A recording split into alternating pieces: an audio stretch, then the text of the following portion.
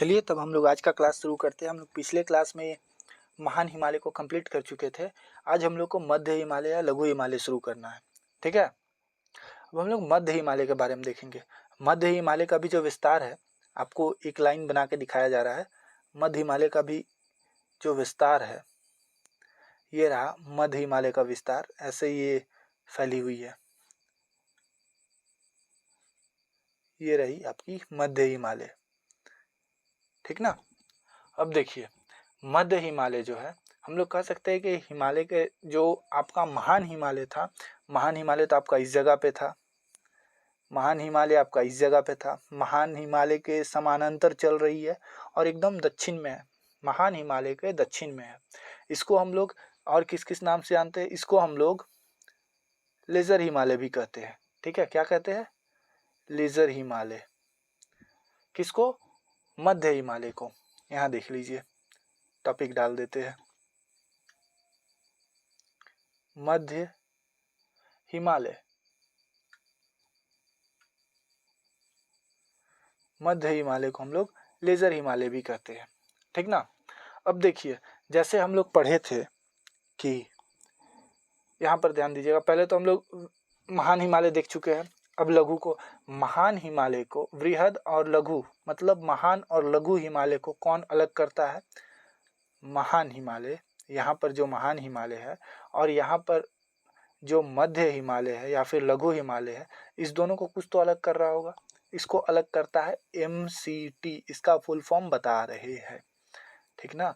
MCT का full form होता है main central thrust. Main central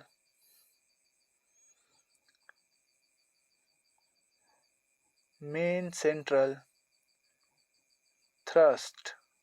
ठीक है, MCT अलग करता है।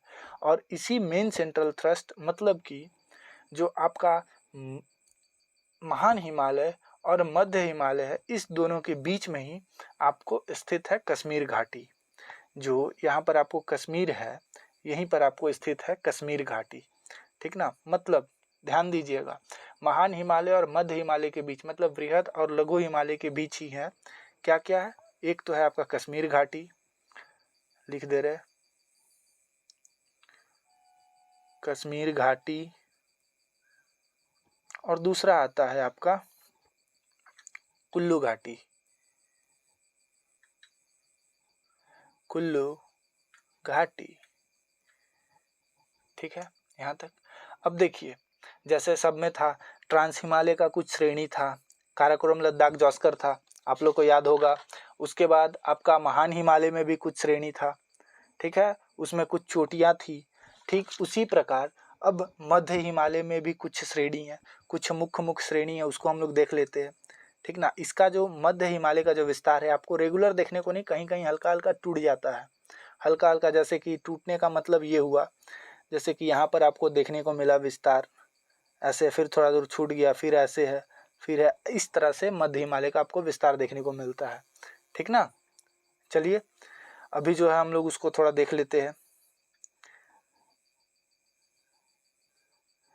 बता रहे तुरंत।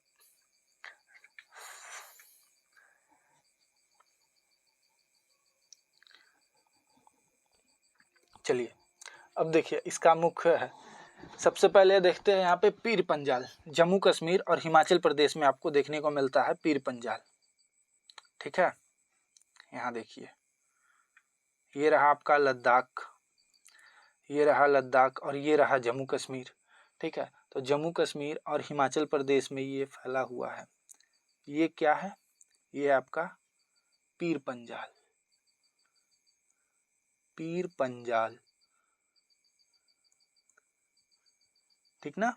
उसके बाद हम लोग थोड़ा नीचे आते हैं, तो हिमाचल प्रदेश और उत्तराखंड में अगर फैला हुआ है तो वो है धौलाधर। ये रहा आपका धौलाधर।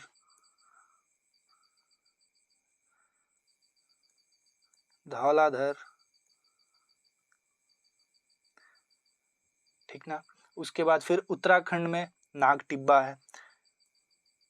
उत्तराखंड में ही आपको नाग टिब्बा है।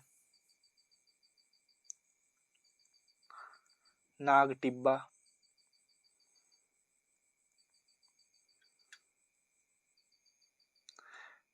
ठीक है।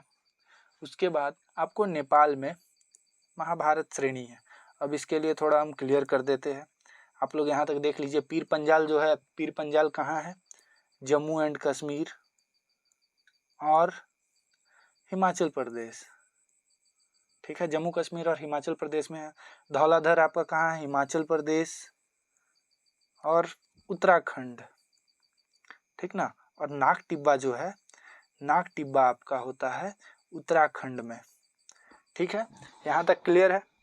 आप लोग वीडियो को थोड़ा रोक लीजिएगा, इसको हमको क्लियर करना होगा। नेपाल में जो महाभारत श्रेणी पड़ रहा है उसको दिखाने के लिए।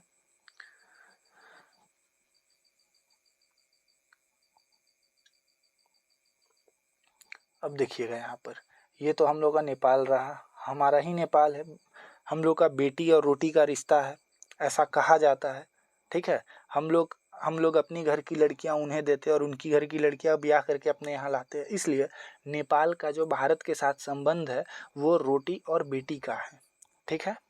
ये रहा नेपाल, अपना ही नेपाल। अभी कहा जा सकता है थोड़ा बदमाशी हो रहा है नेपाल में, लेकिन कोई बात नहीं है। वो कहने के लिए, नेपाल के लोग हमारे भारत में आते हैं, हमारे भारत में आकर के रोजी रोजगार करते हैं।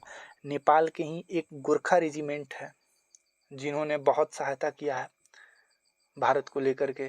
जब जब युद्ध हुआ है, चाहे पाकिस्तान से हुआ चाहे चीन से हुआ हो, ठीक है। तो इसीलिए कहा जाता है कि नेपाल अपना ही है, रोटी बेटी का संबंध है।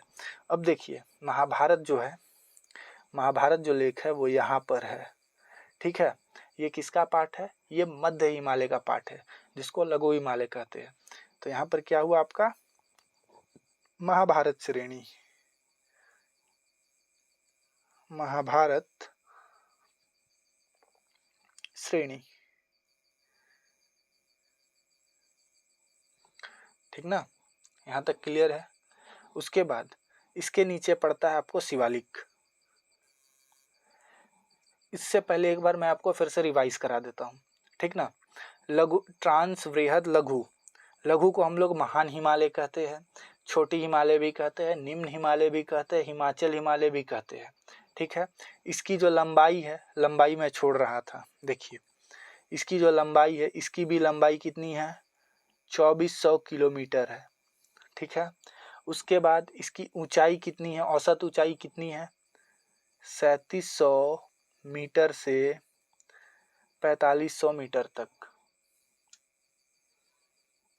4500 मीटर तक है। लघु हिमालय बोलिए, महान हिमालय बोलिए, छोटी हिमालय बोलिए, निम्न हिमालय बोलिए या हिमाचल हिमालय बोलिए। इसकी चौड़ाई कितनी है? ये कितना चौड़ा है? तो इसका जो चौड़ा है, औसत चौड़ाई है 50 किलोमीटर। ये सब एनसीईआरटी का आपको डाटा दिया हुआ है। उसके बाद ये जो मध्य हिमालय है वो किस लिए फेमस है? हिल स्टेशन के लिए। हिल स्टेशन, हिल स्टेशन के साथ और घाटी के लिए, ठीक ना। हिल स्टेशन और घाटी के लिए प्रसिद्ध है।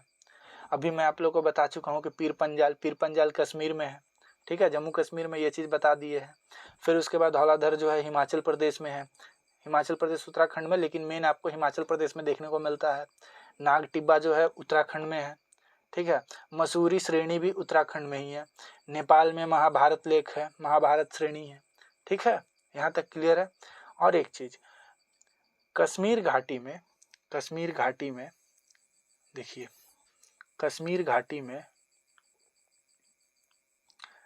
कश्मीर घाटी में करेवा, करेवा मृदा पाई जाती है। करेवा मृदा में क्या होता है? किस चीज़ का खेती होता है? तो केसर का खेती होता है, ठीक है। कश्मीर घाटी में आपको करेवा मृदा देखने को मिलती है। करेवा मृदा में किस चीज़ का खेती होता है? आपको केसर का खेती होता है।